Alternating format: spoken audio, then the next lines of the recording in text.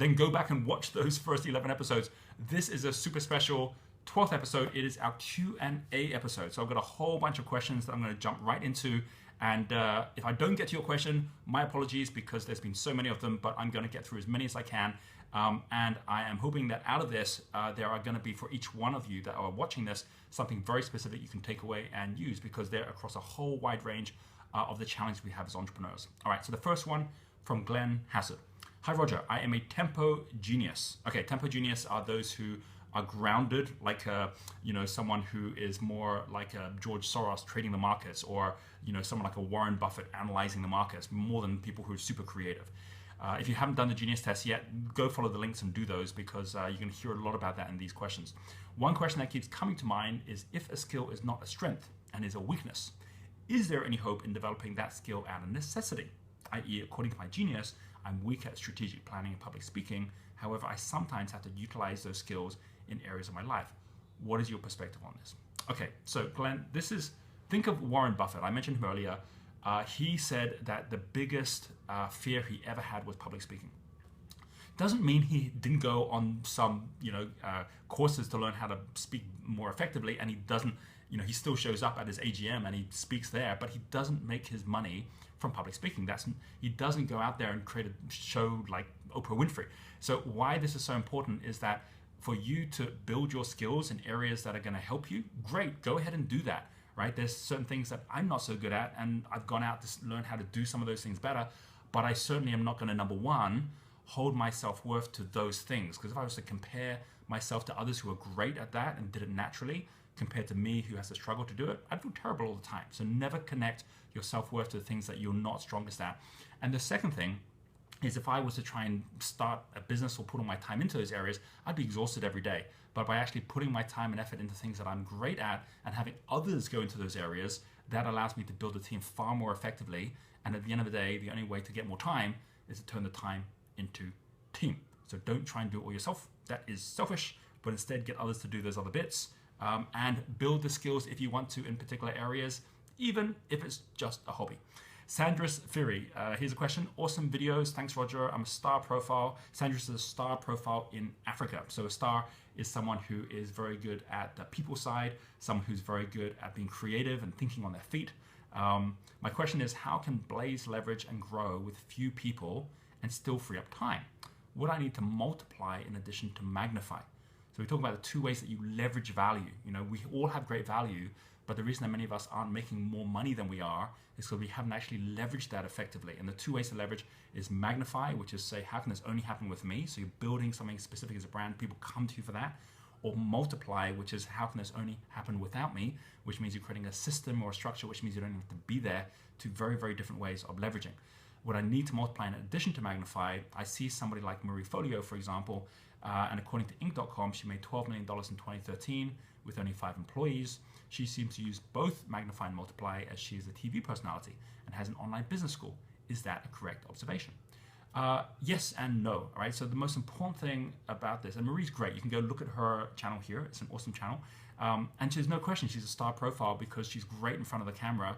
She wasn't always in front of the camera. It's something that she actually started fairly recently. But she's using a multiply strategy, just like with TED.com. It uses YouTube to get out to everybody, uses the internet. Marie's doing the same thing. She has her channel on YouTube. She's using, a blog like many others, tools that allow her to build her brand. But if she disappeared for 6 months, people wouldn't be watching her channel as much because they're coming for her, just like someone would go to see a star because that star's in the movie, right? So why that's important is that magnify is still the core thing she does. Then the fact that people then buy into her business school and has that experience, she's also involved in that too. So that isn't something that she's not there. She's using tools, which means that it can continue without her, but it still requires her to be part of that as well. So I'd say that to you, Sandra, as well, that as a star, knowing that there's a brand that you're building and that the people will be wanting you, but there's a way for you to be continuing to up the value of your time by making sure that every time you're showing up, there's more like 1,000 or 10,000 or 100,000 people that are getting the value of that time. Okay, next, Shaf Kangil. One thing that is blocking me and I really need a solution. I'm a mechanic dynamo. So this is more like a Jeff Bezos from Amazon or a Mark Zuckerberg from Facebook. They've created systems that allow them to take whatever their real passion is and to multiply that out so that you can have millions of people using the same thing without them having to be there. And I have ample useful ideas, but less marketing ability. I'm using your Genius U platform. That's awesome. And I'm using it to find friends, but still need an idea of how to price products. So this is all about pricing. Okay, great question here. There are no other similar products out there that I'm selling that I can compare to. My target markets are schools, teachers, and teaching agencies. Where does one start? Thanks, Roger. Okay, Shaf, I'm going to do this. I'm going to add a second question in here from Paul Dunn, which is also about pricing. Another magical piece, Roger. Thank you. That's from one of the past videos. And a question, what role does setting your pricing play in setting your standards? So these are two questions from two opposite sides of pricing. Shaf's question is, how do I price to suit the market? Paul's is, how do you price to make sure you're making the money you're looking to make, or that you're defining the customers you want to work with, right? So one's coming from a personal point of view, one's coming from the market point of view. Here's the truth of it. Pricing is one of the biggest untaught, misunderstood arts within entrepreneurship. It is an art. It's something where when you get pricing right, you always connect the two between the market and between your goals. And the key thing here is to know there's three elements within this that you really need to be considering within your business. First one, separate out what it is that you want to achieve and what it is you are going to be delivering to the market, or what the market's willing to pay for, right? So two things. First one, what's going to meet your need? Like this year, I want to make X amount of money, right? Like next month, I'm going to make an extra $10,000. You know, whatever your need is, or what you'd like to achieve, set that totally separate from how you're going to price anything. You know, like Apple Computer has already told their shareholders and the analysts how much money they expect to make next year or the year after, right? It's all being built into the price of their company, even though they don't know exactly what the product's going to be or what they're going to price it at yet.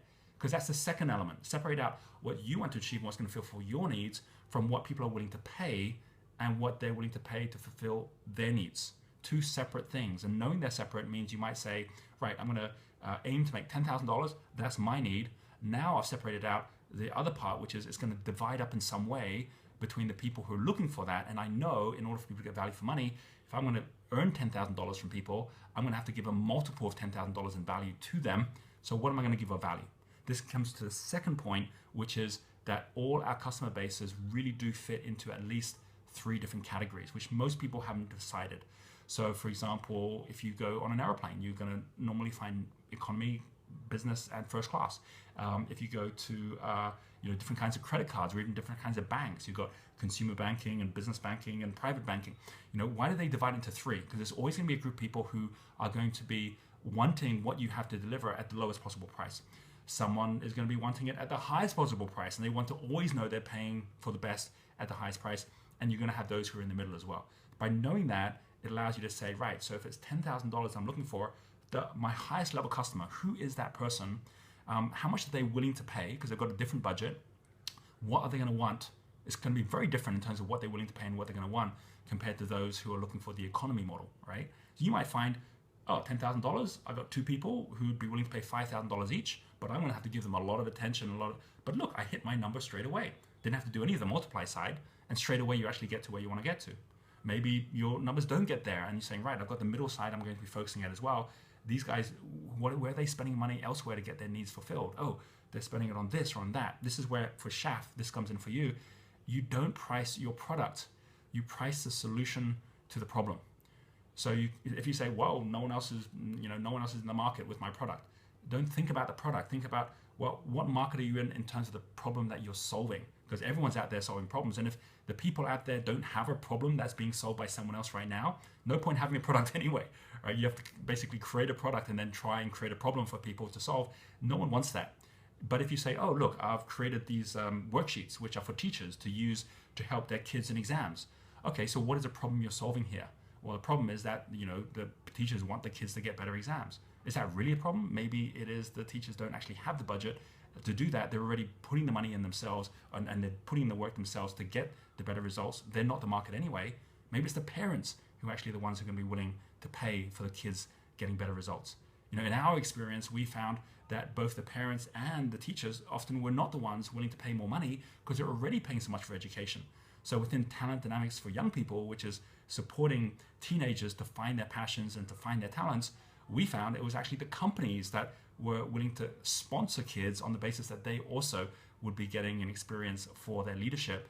And so by thinking really who's got the problem and who's got the budget that you're actually going to be able to connect to, and what's the value you're going to deliver, that then adds up to whatever is the number you're looking to achieve. And then you end up creating north-south pole, and that's where the attraction and the magnetism happens. Third thing, always divide up value and value for money. Meaning, if you've got something that you think is really valuable, it's like, coming back to Shaf's example where she's like, okay, I've got a product that's for teachers. Start by going to a number of the teachers, if that's who your market is, and say to them, I've got this product. Is this something that you'd be willing to bring on board for your, don't even talk about the pricing, but would this be something that helps solve your problem? If they say no, or we don't need that, it's not even about the price. You're on the wrong track anyway. But if they say, yes, we'd love that, and then you say, well, would you be willing to pay this much if I gave you this? And they go, nope. Well, now it's your pricing that's the issue, and you can either bring it down to what's needed or put it up to what's needed if they want a higher level quality solution in the first place. So the whole point of this is that happens through interaction. And even with the amazing thing we have called the internet, if you don't have that personal interaction at the early part of your market research when you're setting your pricing, it's almost impossible to know why your online products aren't selling, right? So always have that hybrid model where you're speaking to people face to face. Whenever we're starting something new, we'll always send out a questionnaire, who's interested. We'd get those people coming our way, and then we'd phone them and would speak to them about, here's what we're going to be doing. Would you be interested in being part of it? And from there, we always end up proving the model before we go out and start leveraging and multiplying it. In Paul's case, that's the key thing here as well. It is 100% in terms of setting standards for me when we're setting pricing around, first of all, saying what's the level that we are setting for our overall goal, and then meet the market with what it is that they're willing to pay and how many people do we then need to have. And secondly, who are the people we want to work with?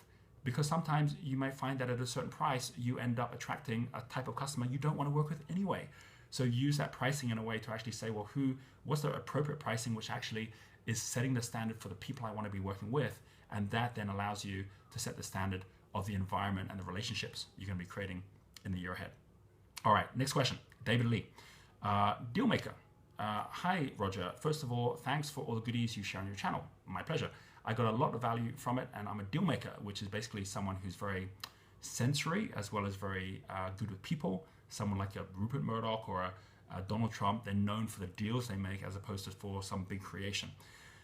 So I'm a deal maker, but I found out that I'm not a hardcore salesman, right? And am I falling in the category of a bad deal maker? So don't think a deal maker is a salesperson. They're not a salesperson. We're all salespeople, or more importantly, we're all people who are looking to create something of value for others to want to buy.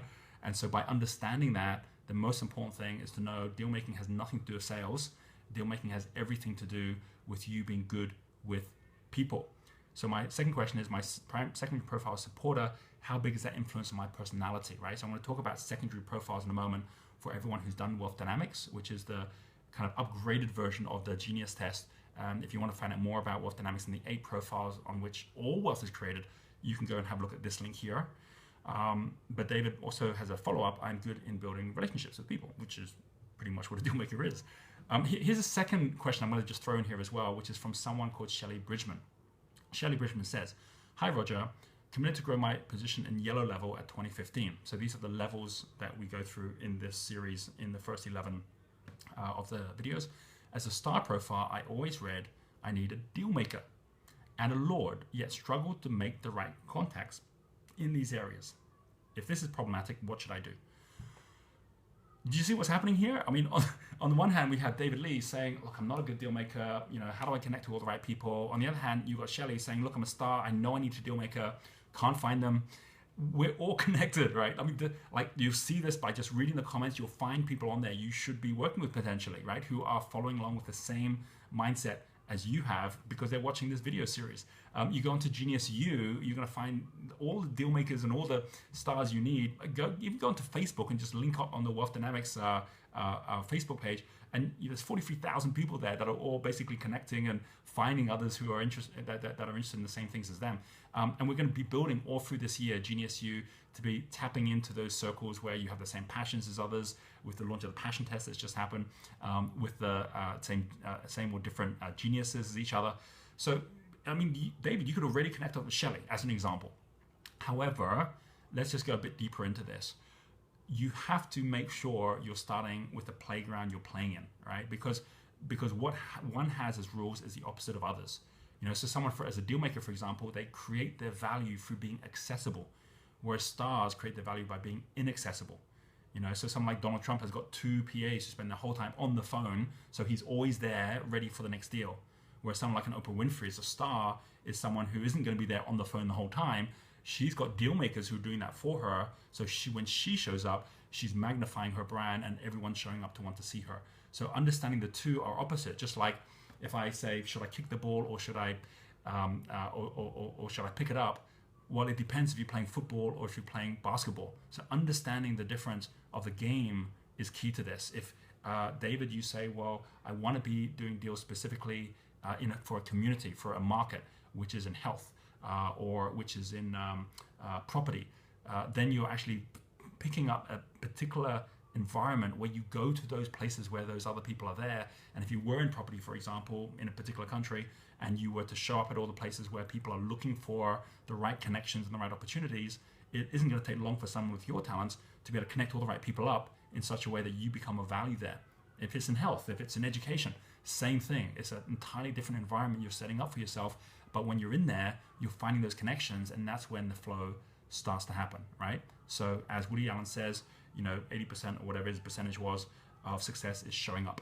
And it's actually making sure you're showing up in the right place. I say exactly the same for Shelley. Show up in the right place, looking for the people you're looking for. You're going to find that with your brand and with your sparkle that you have, you're going to be attracting people who are going to want to be doing the right deals with you, but it's all about showing up.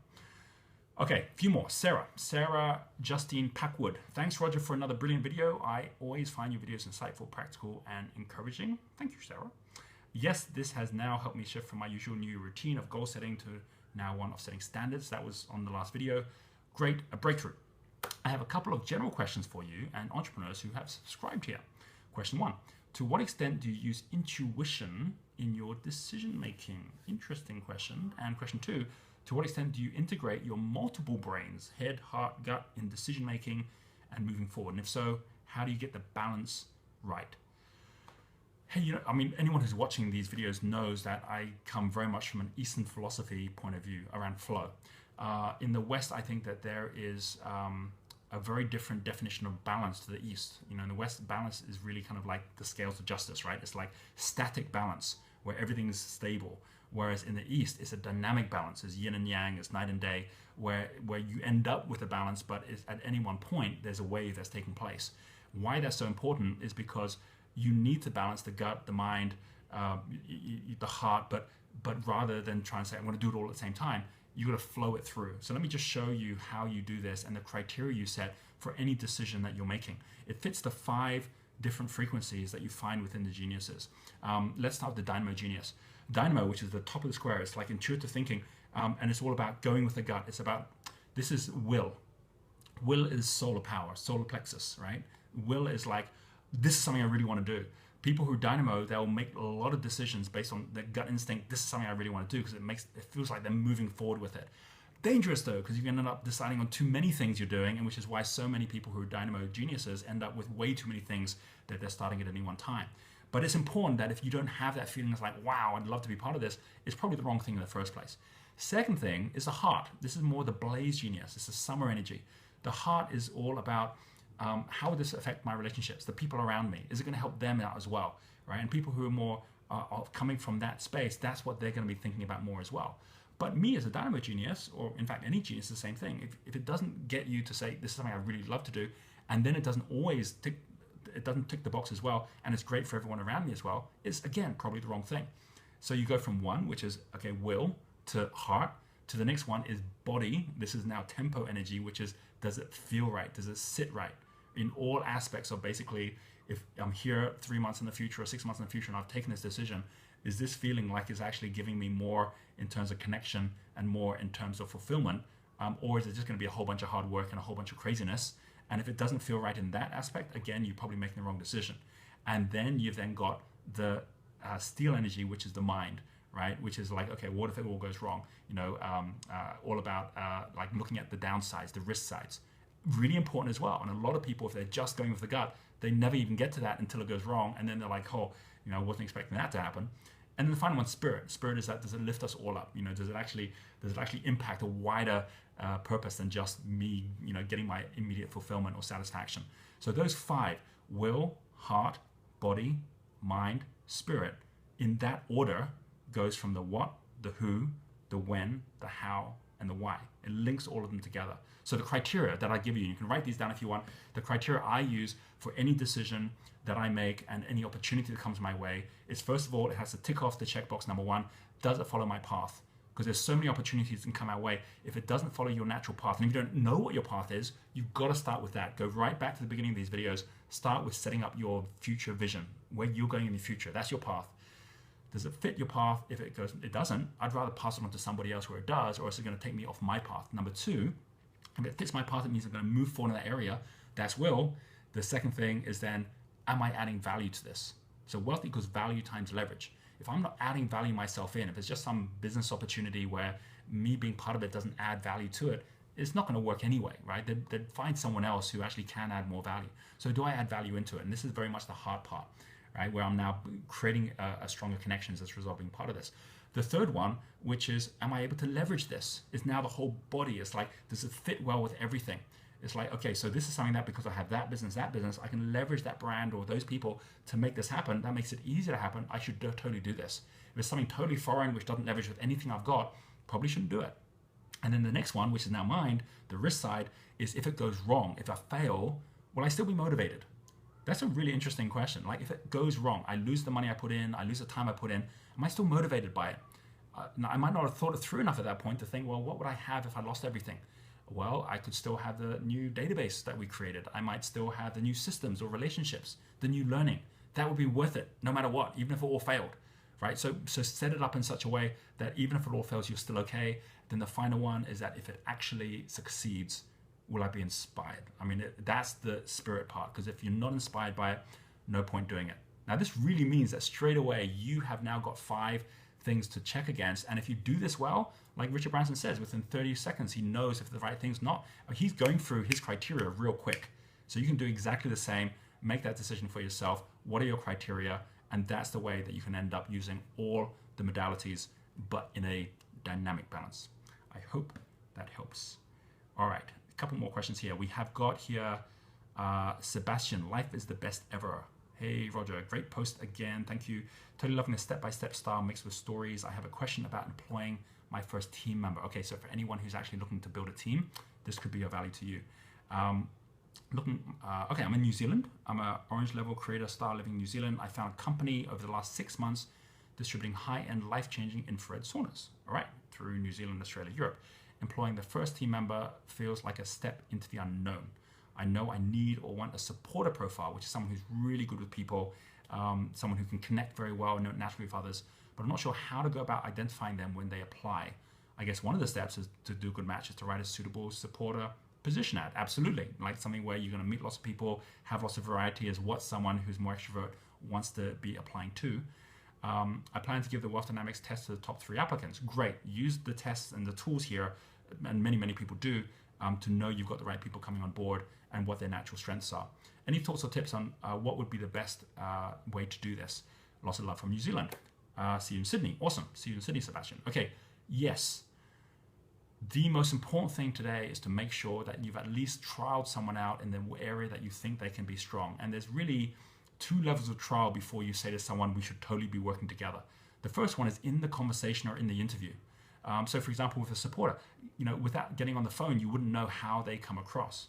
Get them on the phone, have the conversation even before the face-to-face interview, and ask them, hey, this is the product we've got. What connections would you have, or who would you go to based on, these are who questions. Who would you go based on what you've heard that you think could be of value here? If they can't start answering that question, you got the wrong person. If they go, oh, I'd go to this person and I'd have this connection here, and then you're starting to know, oh, this person clearly is very well connected. It's what they already naturally do well. Similarly, it goes for all the other profiles. If you're looking for someone more introvert, someone who's really good at systems, same thing. You're saying, right, I'm going to give you a little test. We do this when we're getting our developers on board. We'll give them a little test. We'll say, okay, so if you could code this, how would you do that? If you've got an accountant coming on board, right? If I was to give you our P&L from the last year and you were to analyze it and give me some suggestions, what could you tell me? Right? So what you're doing is you're just seeing how they process and how they think based on the natural tendency you're looking for in the first place. Same for people who are creative, give them a creative solution. Same for people based on tempo and service. Say if you had this service issue, how would you deal with it? All right, and that's the fastest, quickest way to get that sense. And then the second thing is give them a trial for 3 months and set very clear criteria of what it is that means success has happened, what it is which means it's not working out. And if you've got someone who's really keen to work with you, they'll be willing to put that time in, knowing that at the end of that time, and by having clear criteria of what they're aiming to do, if it works out, great, they'll be with you. And if it doesn't, then you're parting without any hard feelings. All right, we have gone pretty much to time right now, so I'm just going to add one final question in here, and this is from Anonymous. Hello, Roger. I'm a Blaze star in infrared, which is why I want to be anonymous. So infrared is someone who's going more and more in debt every month.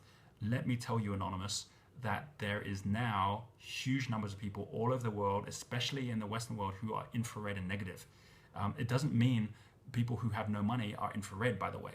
You know, there are people out in the Papua New Guinean rainforest who don't even use money, and they're not in infrared. They've got sufficiency in everything they have.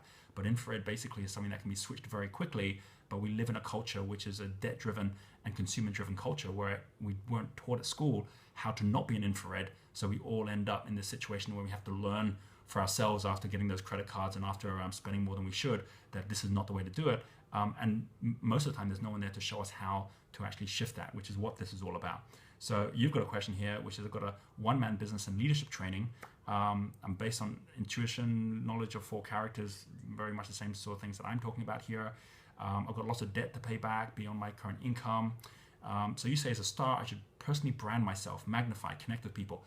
No, that is for being a star at a high level where, like, for example, when you're on the pitch and you're already playing the game and you're accepted in the team and you're being of value to the team, you've got a very specific position you're playing on that pitch. But to begin with, before you get to that, it's about getting in the game, which means getting with someone where you're adding value to them. Don't worry about your personal brand yet. That's an important point before I go further here. On the other hand, as you say here, to get out infrared, I should consider working for someone to have a more steady income. Yes, that's what I say. How can I do that and keep my personal brand alive or build on it? And the answer to that is simple. When you're sharing with people your aspiration of what you'd like to become and why you think that would be of even more value when you're working with them, and how when you're working with them, you'd like to learn the things that you can learn from them to allow yourself up to that next level, people will always support you towards your dreams if you're clear on what your dreams are, and provided it's also of value to them as well. That's the most important point of this. Another topic that made me wonder, leveraging my business and still stay independent seems difficult. This is because you're in infrared, so you're disconnected, so it feels that way at the moment as well. You're asking, should I start a TV channel like my one? No, now's not the time to do any of that because it all takes money without any guarantee of money coming back the other way. I mean, I can afford to do this channel here, and I love doing this channel, but it's because I've got businesses that are making money doing things in such a way that I'm not there getting to the end of a day after having done some video and then find out I don't have dinner on the table, right? What's really important about this is to make sure that if you are going negative, you get yourself positive. And the way to do that is to say, who are the people I most want to serve? How do I get in front of those people in a way that I can be of value to them? And what is it that the biggest problem or biggest challenges that I can support them with? And someone who's a star can think on the feet, allows you to get connected in with those people. So get a list of the 3 top people you'd want to be working with, the people that you know you can be of most value to, and you'll probably find each of them already has some kind of partnership program, some kind of way to get connected anyway, because every river always has tributaries, right? So we, like for example, for us, we have all these different affiliate programs and partner programs that people can get involved in to come play with us. And that's one of the most important key things behind this as well. Why is it that so many of us get stuck and separated from each other? My personal belief is I really believe that it's because there is this separateness from an idea we might have that we want to get to market and what people really need. You know, I actually met, this is kind of like my final little thing I want to share here, and I hope it's been of real value to everybody in some aspect of what I've covered. But the final thing I want to share is why are we doing this education free? Why are we giving this out there? It's really for you to share it with others. I was speaking to someone recently who's an employer who's saying it's ironic that so many graduates are leaving universities and colleges and not getting a job. And he was saying he had a problem getting people who had the right skill sets for the jobs. So there's a mismatch of education saying, well, here's like people who are now educated. The employer is saying, but they're not educated to be able to work with us. And the two aren't connecting. So the most important thing is to actually be able to say, well, what is it going to allow us to be able to actually educate people in such a way that they become really financially viable within the market, that they become of value to others, and then you get that connection in here. Just like it's not about your product, it's about what do people need, and the more you know what they need, the more you can bring your talents up to serve them at that. I really believe that these videos, for example, are a perfect example of something where the more people start using these tools to get connected in with where the real need is within your market, within where you want to go, is going to make all the difference, not just to the flow you can create in your own life, but the value you can give to everyone around you as well. So I really hope that you share these videos, that you put the comments in of what you would like to see in the upcoming videos as well. Whatever questions you have. Didn't get to all the questions today, but I think I got to quite a few of them. And what I will do is make sure we have another Q&A coming up in the coming videos as well. Keep watching. Have an absolutely fantastic week ahead, and I'll catch up with you on the next video. If you haven't yet subscribed, subscribe, and we will be seeing you again very soon.